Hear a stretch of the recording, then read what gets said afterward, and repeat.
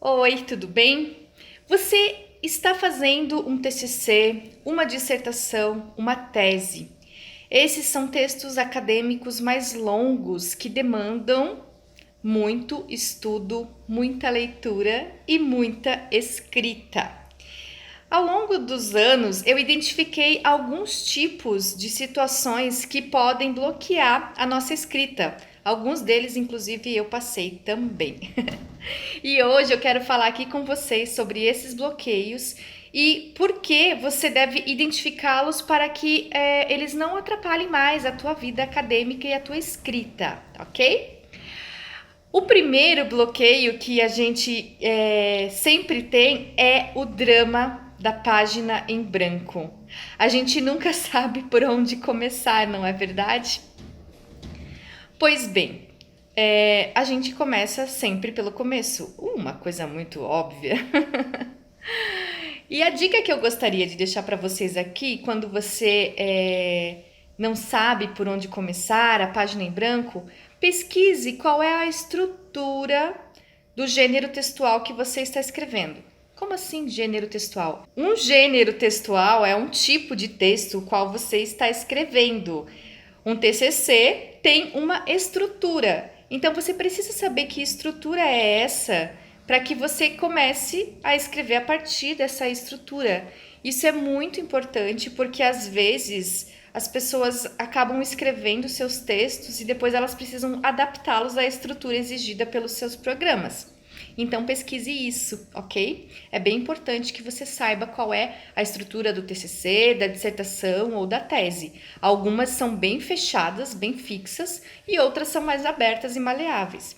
A outra dica em relação ao medo da folha em branco é que você escreva assim, ela vai parecer muito contraditória que eu falei primeiramente, mas é que você escreva o que vier na tua cabeça.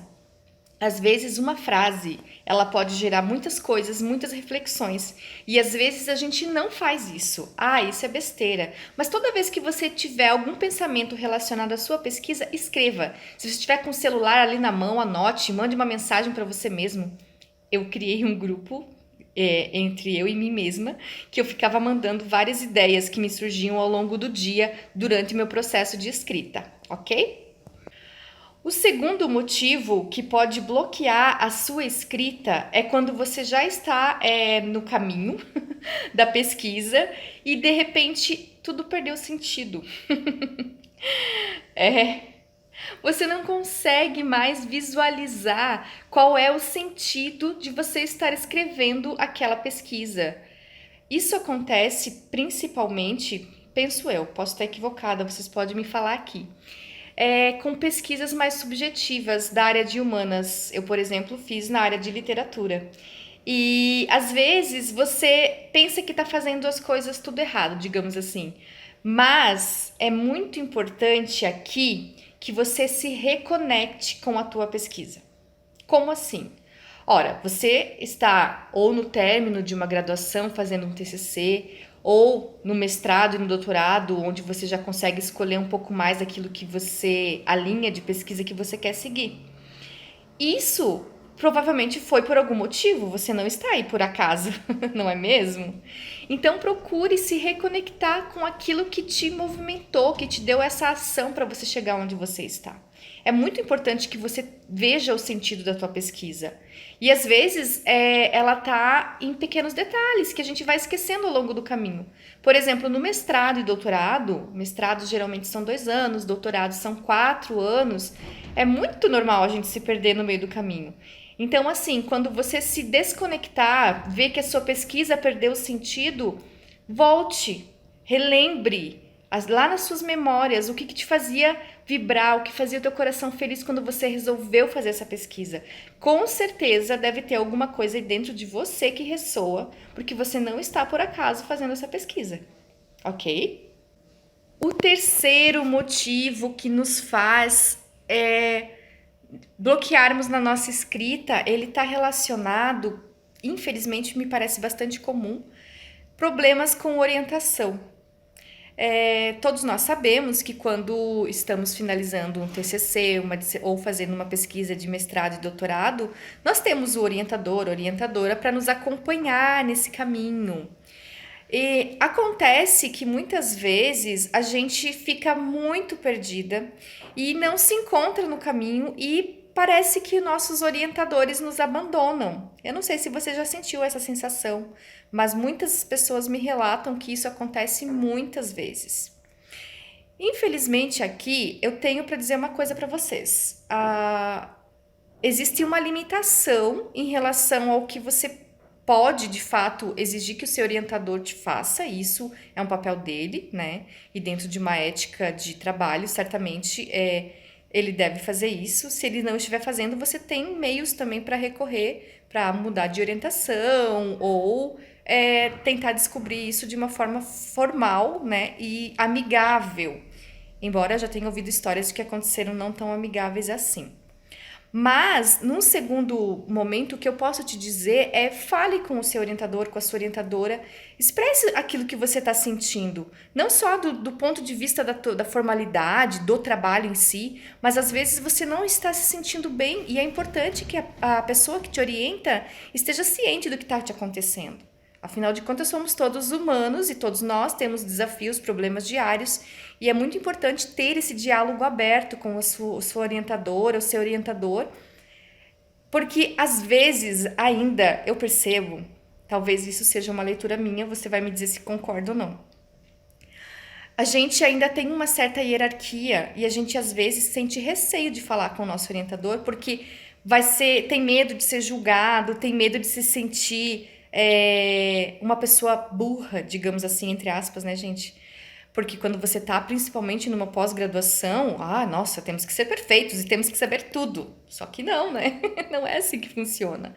Então, é muito importante a gente desconstruir essa ideia de que o nosso orientador, orientadora é uma pessoa que tá lá num pedestal e inalcançável. Não. Essa pessoa, no primeiro lugar, ela tem um papel a cumprir enquanto trabalhador, como todo mundo é trabalhador, para estar te orientando. E no segundo lugar, é importante que vocês tenham um diálogo, uma linha de diálogo aberta. Porque se isso não acontecer, de fato vai ter muitos problemas no caminho. E aí vai ser mais doloroso, tanto para você, principalmente para você, né? Então é muito importante o processo de escolha de orientação também, ok? O último problema que eu quero trazer aqui, é óbvio que esse assunto não se esgota, né, gente? Ele é um assunto bastante amplo, mas eu estou trazendo aqui as coisas mais comuns que eu identifiquei ao longo dos meus 12 anos de vida acadêmica. A pessoa não gosta de escrever.